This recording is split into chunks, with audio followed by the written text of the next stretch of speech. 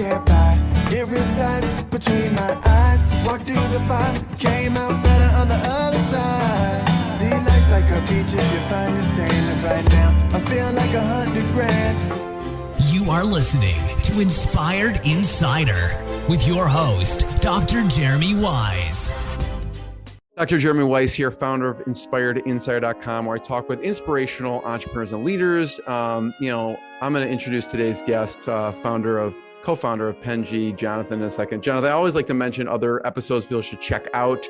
I was thinking based on Penji, I'm like, what would be an interesting interview? So I interviewed Daniel Harmon of the Harmon Brothers, and they talk about creative, and they did some of the ads that are behind Purple Mattress and Poo-Pourri and some other amazing stuff. So check that out. He breaks down their process, their creative process, and what was struck me, Johnathan, with that is you think, oh, the videos go viral. Well, yeah, but they drove tons of traffic to those videos. So the organic, the paid, meets the eye. People are like, oh, these went totally viral, but they had a lot of back end steps and paid traffic to help with that stuff. So check that out. Many more on InspiredInsider.com. And this episode is brought to you by Rise 25. Rise 25, we help businesses give to and connect to their Dream 100 relationships and partnerships.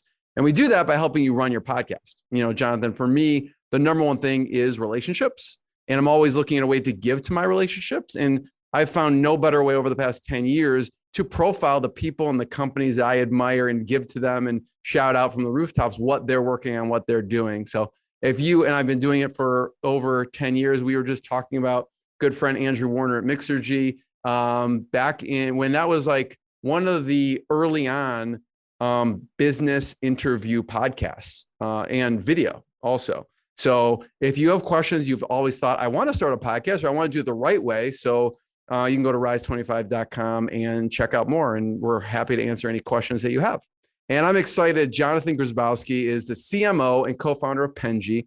And if you haven't heard of Penji, it's a service that basically simplifies the creative process. And it does that by offering unlimited and on-demand access to vetted designers that will deliver a project in under 48 hours. And the key to this, Johnathan, is vetted designers, because you and I both know you could find designers, but if then you have to go through all this work and you have to manage them, and then you have to, then it drops off or they don't get the project. Like, forget about that. They've already vetted these people and you give them what you need and they have beautiful design. You go to Penji.com, Penji.co actually, to check them out. Penji obtained an Inc. 5000 in 3 years and was nominated as one of the top startups to watch, according to tech.co. And Johnathan, thanks for joining me.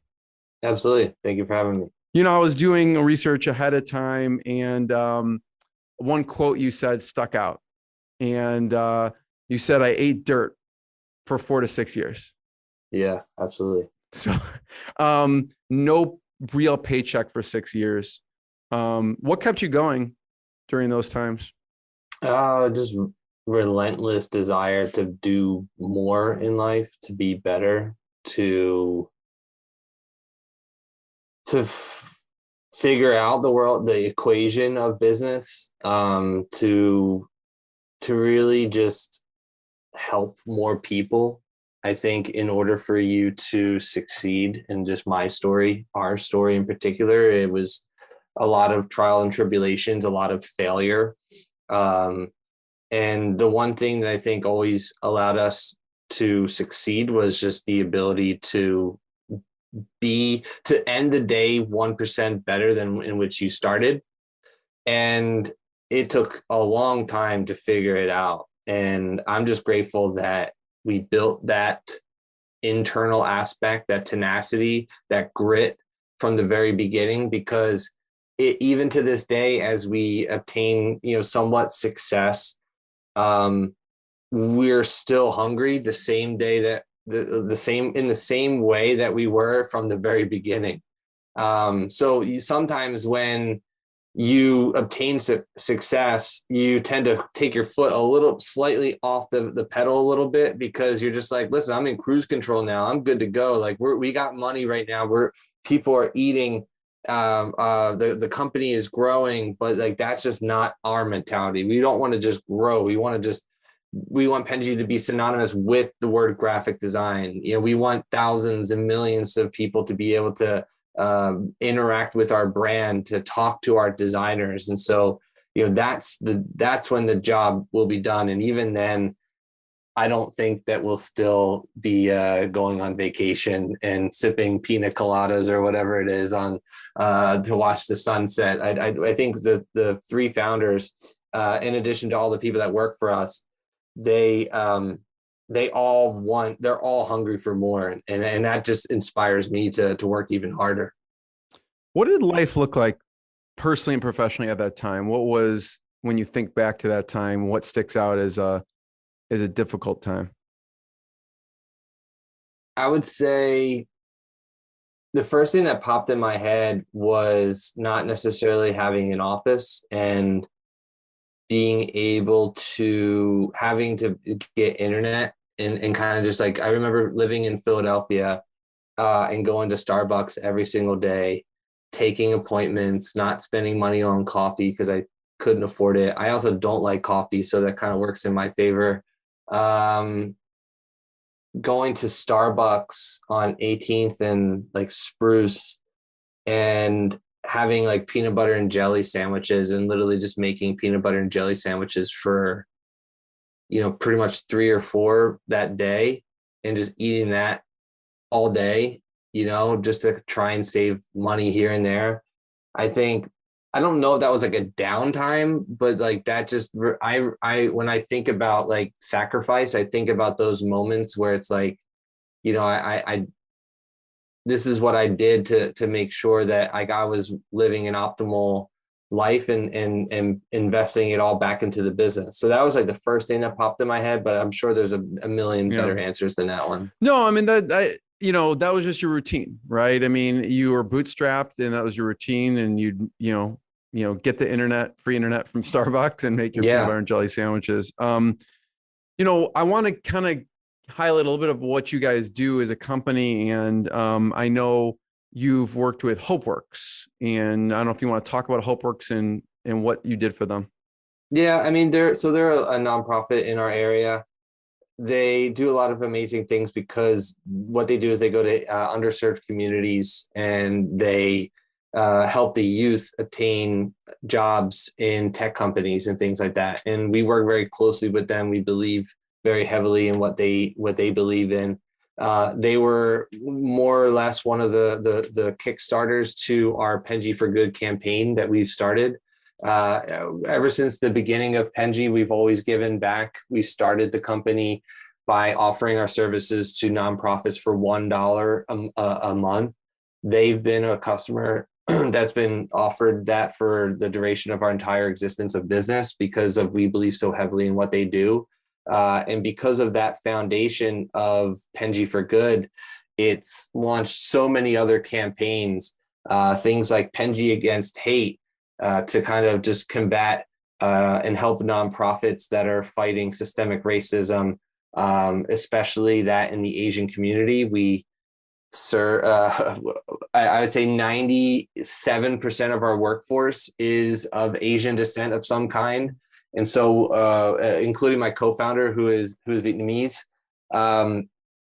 those are things that like we built from the beginning of the company and started that. And then, kind of worried about profit second, believe it or not.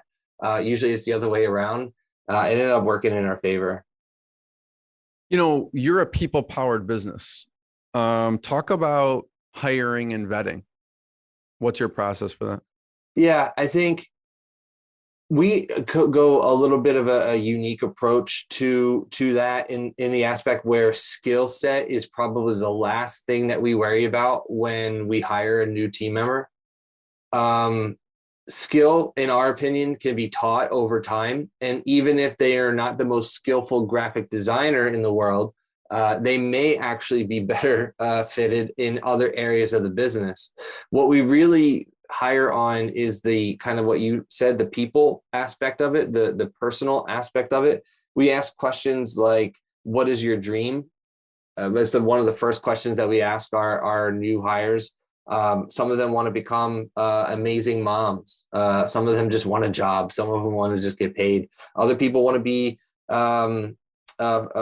professors. And so understanding what they want to be when they grow up, so to speak, it allows us to make more thoughtful decisions in how to manage the individual, because we know what their driving force is. And that's just like a human aspect of it. So that's how we hire, how we vet. We do put all of our designers through a pretty strenuous training process where they go through a number of tests. I'd say around like 98% of the people do not pass the first set of tests that we give them. And then so once they're able to pass that test, in addition to a lot of personal, questions and things like that, that's when they become a potential full-time team member of Penji. So when you sign up for a service like ours, you're getting what we believe is well-rounded designers that are going to be able to understand your brand relatively quickly. Also to manage a company like yours, there's got to be a lot of processes, systems in place. What are some softwares you use or tools to manage everything? This is going to be the most boring as hell answer that you can possibly hear. Google Drive is probably the best thing for us. You're right in the aspect that we do have a lot of systems and processes, because a lot of people need to be able to receive training to be able to do job X. Something new happens all of a sudden, you need to be able to push that out to the general masses in order to get the clarity that they understand what they have to do. So in my personal opinion, again, boring as hell answer, but Google Drive is probably the best thing. What we typically do is we have our team members sign off on the fact that they listen to it. We also use Loom as well. I think that's a really good tool as well. So I think the balance between tools is you have to be able to create use the tool to the benefit of the person on the other end. So what we do usually is we poll the person ahead of time and we say, are you more auditorial? Are you more visual? Are you more a reader? And the amount of people that answer that question is astronomical. You would think, you're like, this person's got to be a visual person. You're like, no, I like reading instead. So we literally write out everything. Then we make a video about it in order to make sure that they understand what the heck they have to do. What about from the managing clients side? Do you use project management?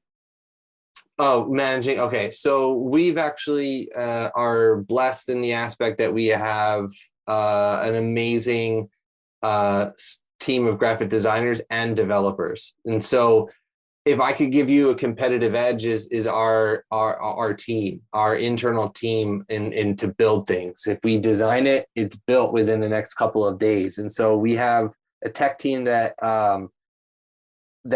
has created a internal process in order to manage our clients. We then in turn give that to our customers to use. So in a way, as much as we are a graphic design service, I'd say at the forefront, we're a technology company that's powered by a graphic design service. And I think that in itself allows us to be more agile.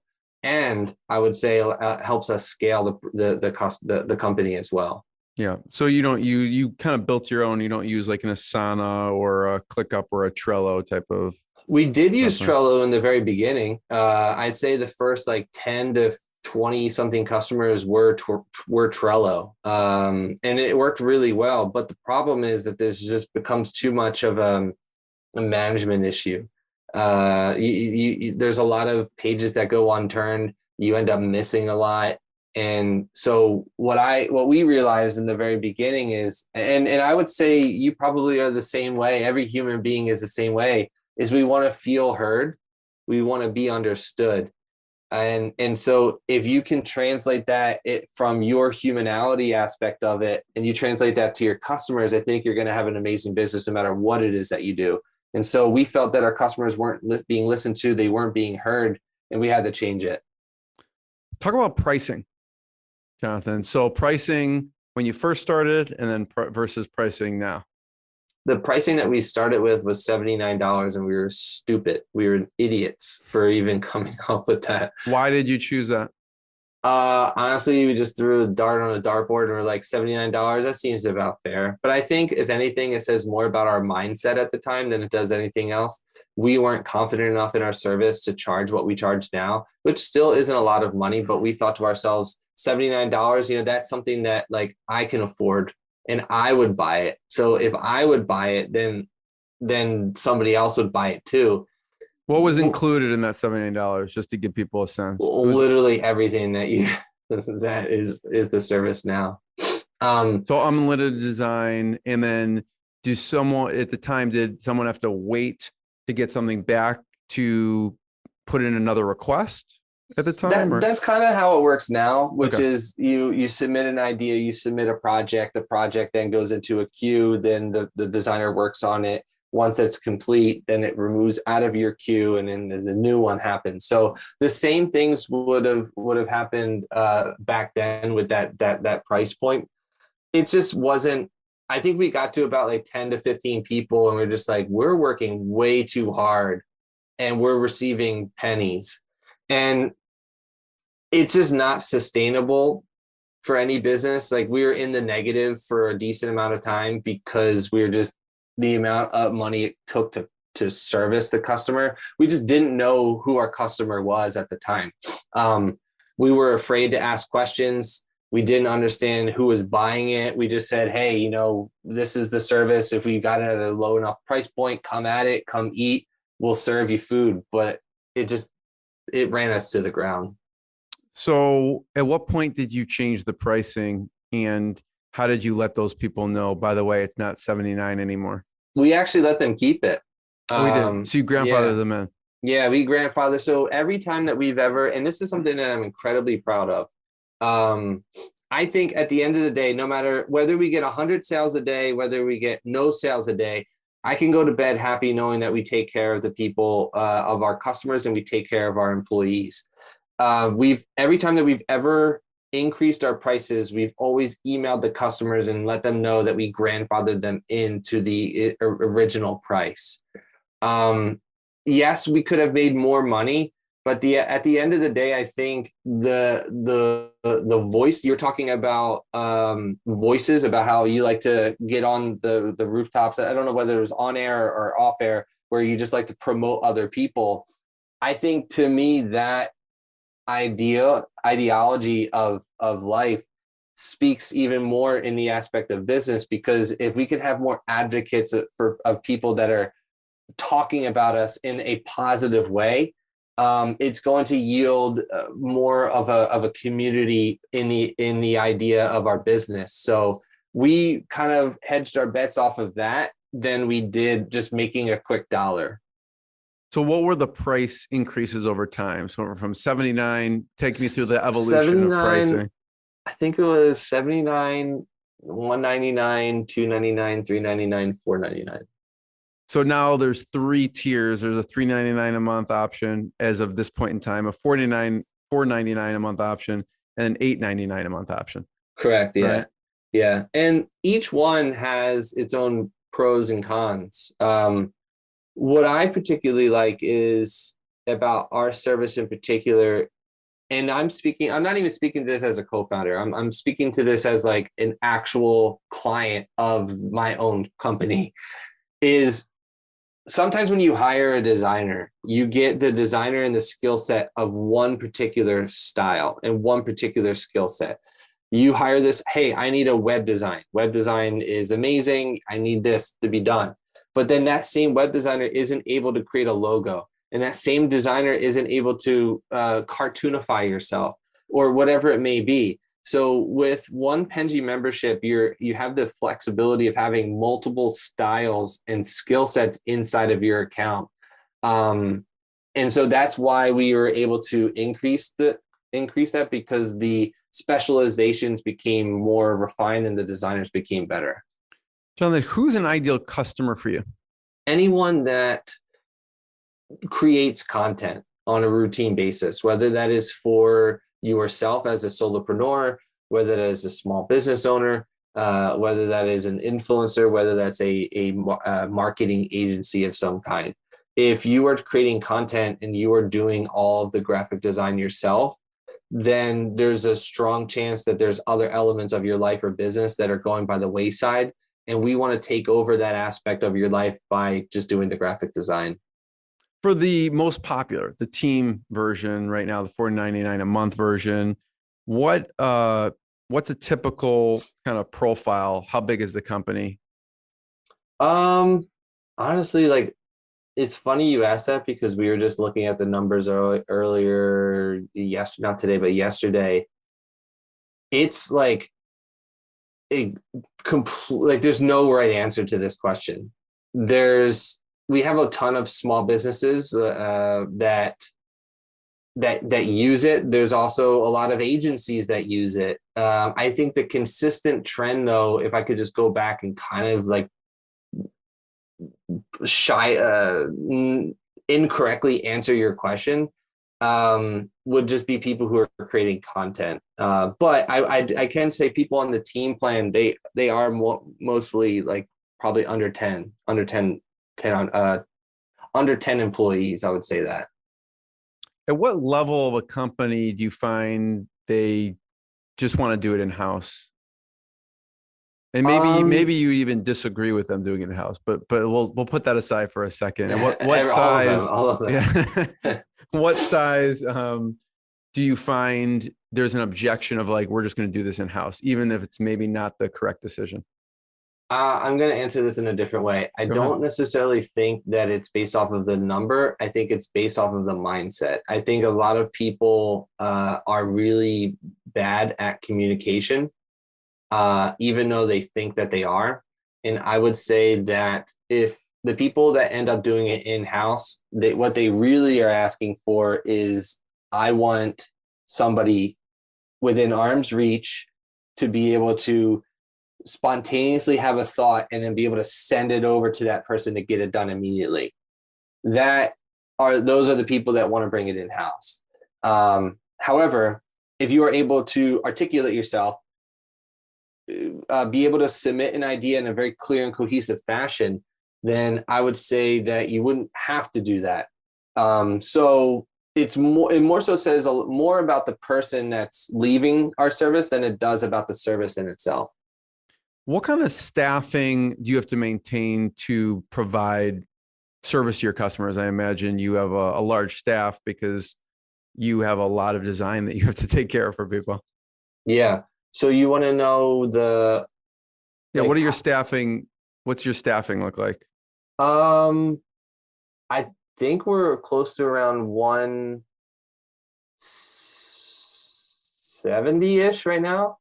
So it's one of those things where we are always hiring. We're bringing 2 to 5, probably more a month.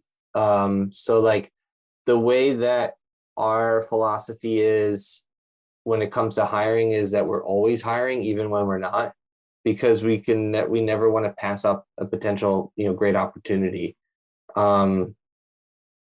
So yeah, I mean, how do you find good talent?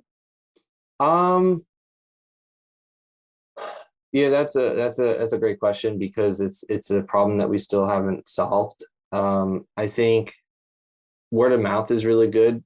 We have a large enough team where if we say, hey, post this on social media, they might be able to get some people hit it, but that's not the most like reliable, sustainable aspect of it. I don't think we have like the best solution for that. I'll be honest with you. I think there's a lot of room for growth in that area. It's just hard in general to find good people, and it doesn't matter what business you're in. Yeah. What about roles? How did you divide your roles with your co-founders? I know as you title yourself CMO. Yeah, that's a stupid title. I mean, like, it doesn't matter. It doesn't really matter what I am, but how do we decipher it? I think we have to, I think our strength is our ability to know each other. And so Kai is our CEO because and this is a hard aspect from a person who has a giant ego like myself, is being able to give another person full control and say like, no, like this is your realm, like you got to do this, and not overstep the boundaries. That is very hard to do, but it's what's best for the company. And so I think, ego aside, you have to look at it and say, what is going to bring the best results? What is going to yield the best results? And this is the answer. I'm really good at operations. I'm really good at expanding the brand. And it takes a lot of soul searching to be like, what am I really good at? What am I bringing to the table? For me, it's brand expansion. It's making the name Penji synonymous with the word graphic design. That's what I'm good at. I'm really good at getting into places that I shouldn't be in. That's always been my skill set my entire life. Like what? I mean, there were times where, like, even when I was 23 in my first year of entrepreneurship, of running my own business, I was in meetings with people, like high name businesses, because they just liked who I am. And I found a way to like cold email them, or I found a way to I remember I got a meeting with Subaru because I like followed him in the bathroom. Like the CEO of Subaru, I legitimately was like, oh, this dude's got I just corner my eye, saw him go to the bathroom, wash my hands and be like, oh, hey man, X, what's up? Started talking to him, ended up getting a meeting. So, things like that has always been my my skill set. And I realized that maybe a little too late, because sometimes you kind of put these blinders on in your eyes, thinking that you're better at something else that you're really not. And I really just hit, if I guess the moral of the story and why I'm sharing this is, you need to find whatever it is that you're good at and only do that. And everything else that you're not good at, either outsource or hire somebody else to do it, or give it to a co-founder if you have them, but only do the things that you're good at. And I think that's allowing us to move at light speed. Yeah, I think, Johnathan, in the beginning, people are, you and your friends, you're doing whatever, you're doing everything that you need to do. And then over time, as you grow, you probably have to start to specialize and have those conversations, I imagine, right? 100%, yeah. But it's probably hard sometimes to just decipher that out, because probably for so long you're doing whatever and anything and everything. Yeah, right? 100%. I mean, we were janitors at one point, I'm sure. Like it didn't matter what the hell we were. We wanted to grow the company. And you're 100% right. I think a lot of what we do now is just more so backed off of really sound decisions. It took a little bit of time, but we had to do it in order to grow. That was the only way. Talk about what I find with you and the company. You're very good at outreach. Yeah. Talk about your thought process and methodology, what you do for outreach. Yeah, I'm almost positive we outreach you in order. Yeah. I love it. When I get a cold email, I usually answer every single one if it's good. And when it's bad, I especially email that person and say, listen, bro, you suck. And I try to be nice about it, but I think if I'm a little harsh, I think it usually lights a different fire under people.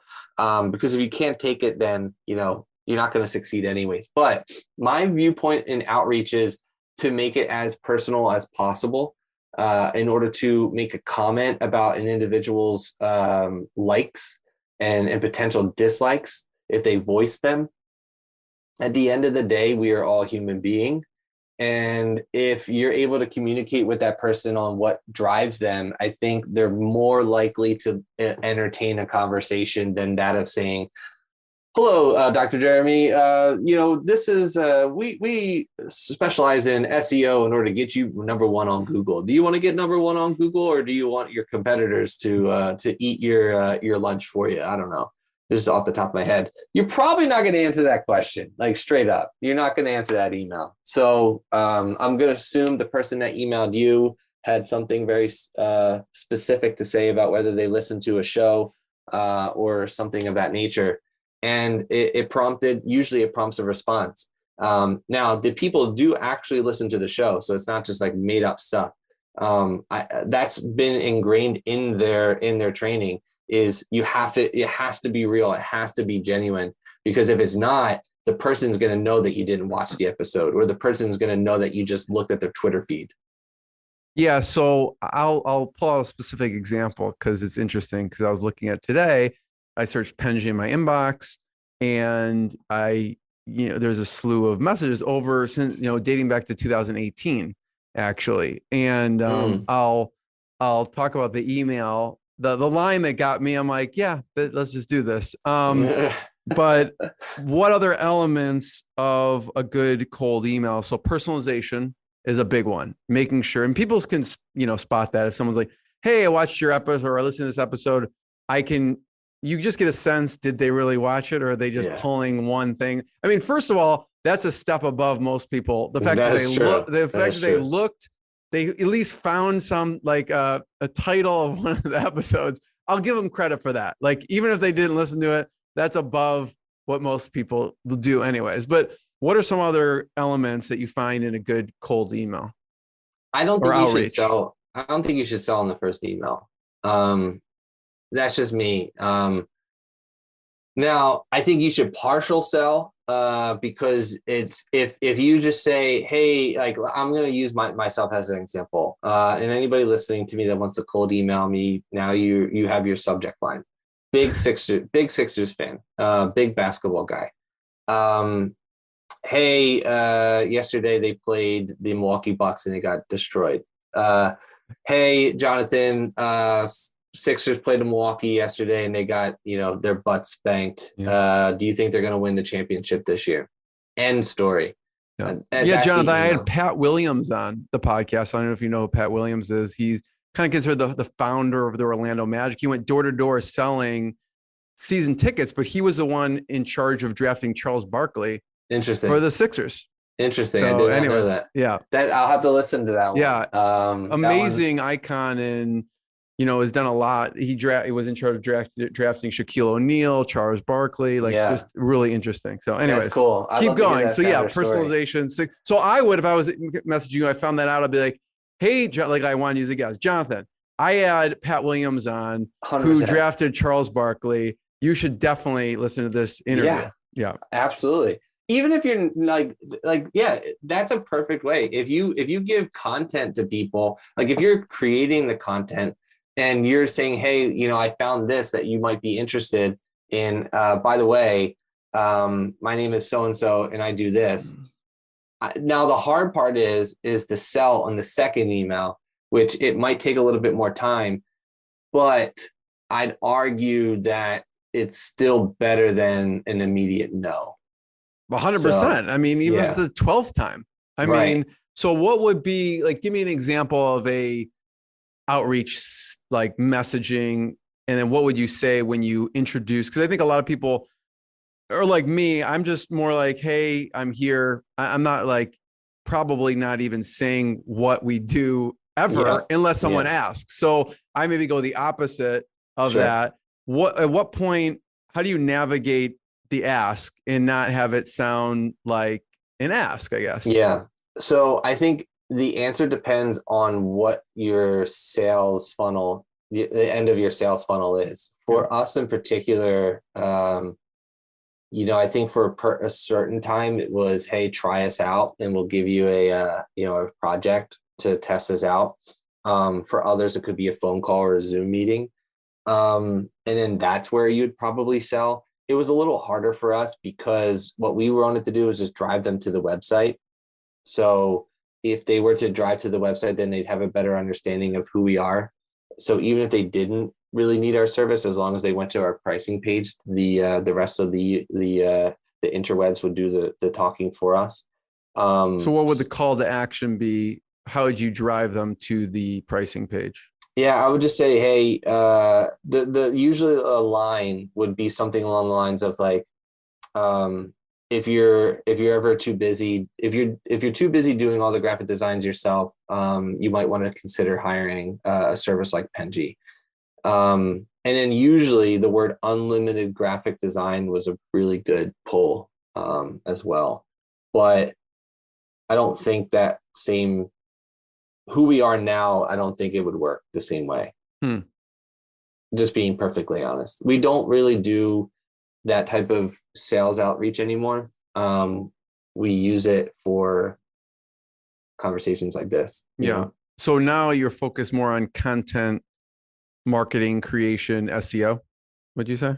I would say that's a very I would say that it's a very important strategy. Yeah. Got it. Yeah. So when I look back, Jonathan, since 2018, I've been getting messages from some of your team members. Very good. I think I typically always respond to my messages. Like same with you. Like whether it's good or bad, I'll typically just respond. I'm probably not as harsh as you as I should be with this is a bad email. Yeah. But I definitely screenshot it and use it in my webinars and block out the name and go, here's an example of a bad email outreach.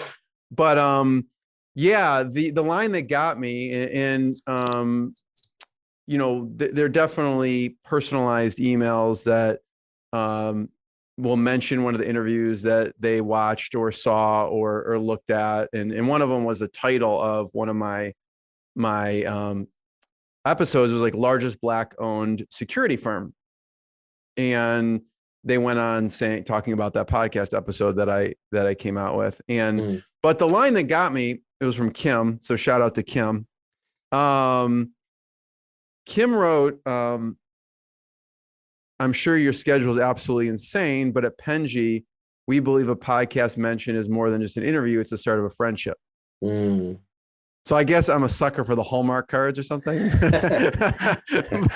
But I totally agree with that philosophy. And that philosophy, I was like, yeah, that's exactly how I think about things. So I think if it's not just personalization, if you resonate with the person's philosophy and someone may have a different philosophy, and then even now, and they basically just say, if now is not the right time, we just want to provide, any way we can provide value for you. And it kind of went on, but I was like, yeah. And that's how I view these type of interviews and people, right? It's a start of friendship. It's a relationship. 100% agree with you. And so I was like, I think I responded. He's not trained to say that, by the way, like that's not a part of the training. That his response was who he is as a human being.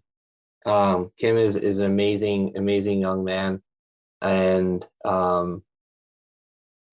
just a genuine heart. And so like, that's what I love about cold email is the aspect of like your personality shines. I'm a different personality. I'm not that nice as he is. I do have nice tendencies, but like the Hallmark thing, you're not going to get that from me. But there's every personality is different, and that's what makes it beautiful. Yeah.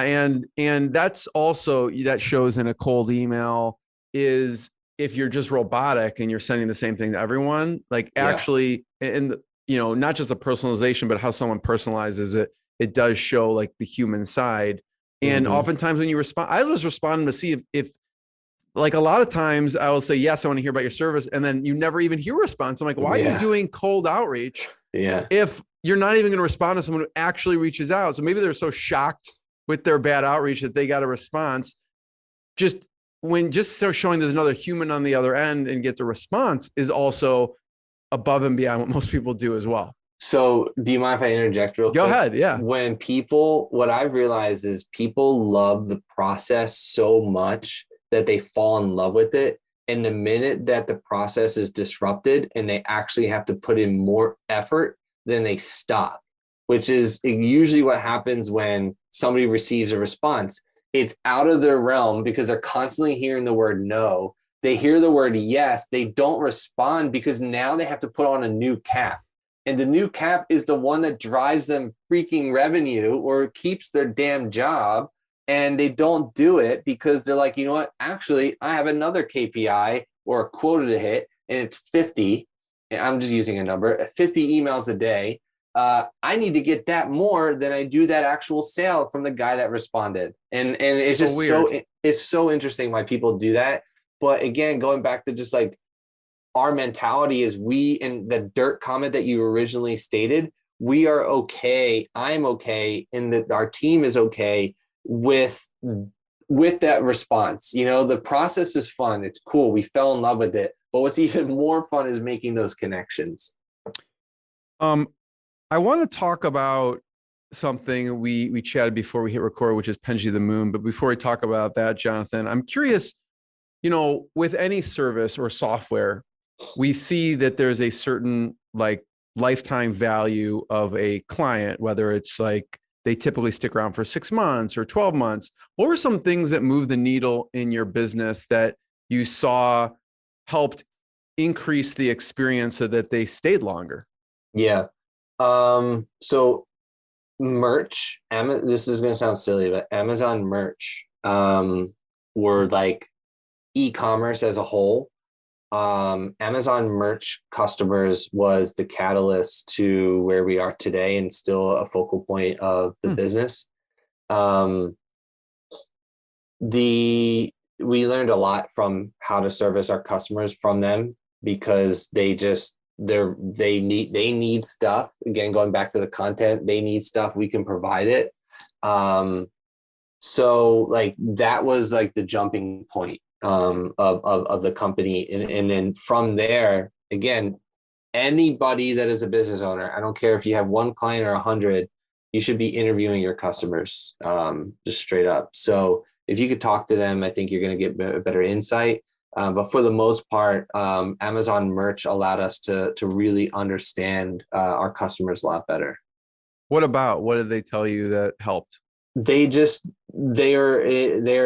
needy, not needy, but like they have a high demand in what it is that they do. And so it's just like one of those things where you go to a restaurant and you start the shift at 12 o'clock and you get 15 orders. And now you have to be able to cook all the food and be able to deliver it to you back in 15 minutes in order for the customer to be happy and the food to be warm. So the same aspect and rules apply for this.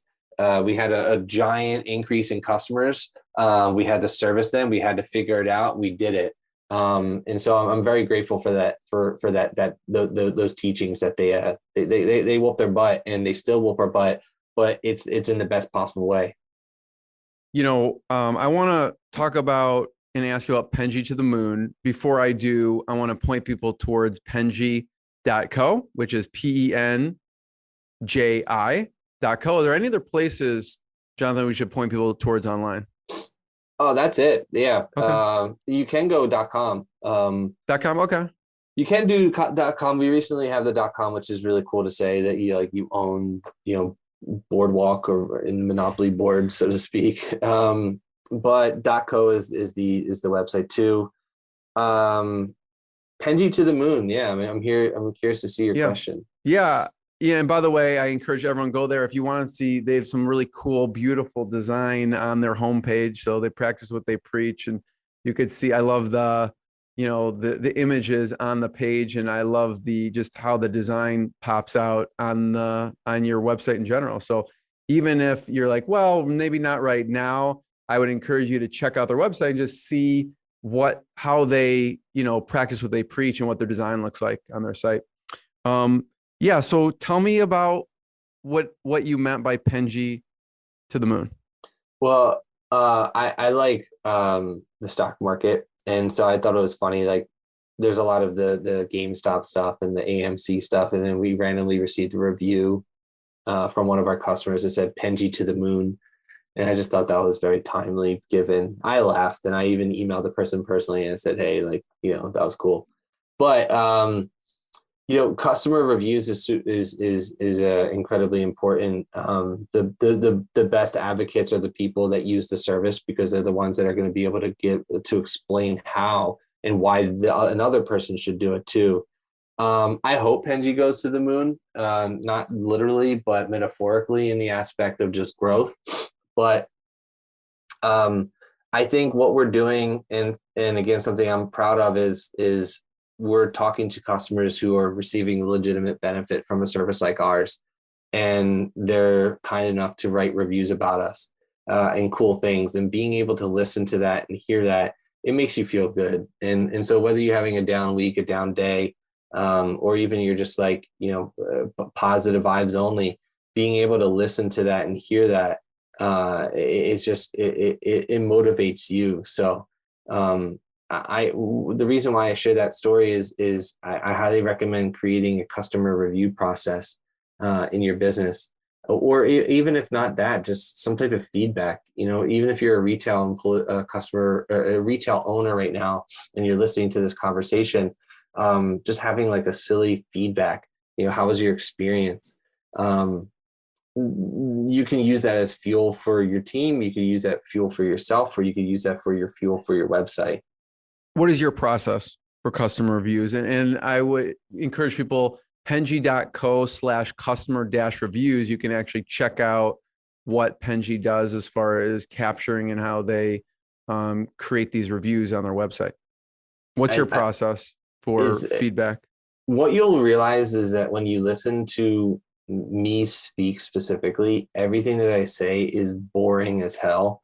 And the value that I hopefully bring is a decent amount, but like everything that we do is so primitive and boring that it's just like, oh yeah, I should have done that like 6 months ago. And we just asked them, like, straight up. Is there an email though, like at a certain point that you ask them? Like after, they've been using it for 2 months or 3 months or 4 months or 1 month. No, not at all. No. Honestly, like as basic as you can possibly think is somebody sends a message that says something positive. Translate that to a review. Because if you think about it, the customer is at the height of their excitement and their joy about using the service. If you were to capture that and have them write a review, they're probably the most likely to do it in that exact moment when they're at their height of happiness.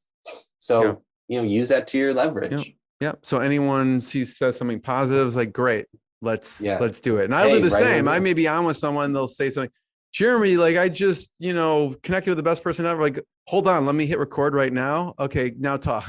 Yeah, no, for sure. Yeah. And that takes a lot of courage for you to do that. And so I applaud you for doing that, because a lot of people will be like, oh, thank you. No, record that crap. Use it as marketing. Ask for their permission. If like people don't give compliments often, and when they do, like you should use it to your benefit, especially as a business owner. Now, if it's like your friend, that's a different story. But if you, as a business owner, you use everything, like don't hold back. If it's embarrassing, do it anyway. Who gives a crap? Like, are you trying to make money, or are you trying to just like, live a moderate lifestyle, and just be mediocre for the rest of your life? Like, what do you want in your life? To me, like, do whatever it takes. That's my mindset. Love it. Everyone check out penji.co, check out more episodes of the podcast, check out Rise 25. Johnathan, thank you so much. Thank you. What I got, you can't buy. It resides between my eyes. Walked through the fire, came out better on the other side. See, life's like a beach if you find the sand. And right now, I feel like $100 grand.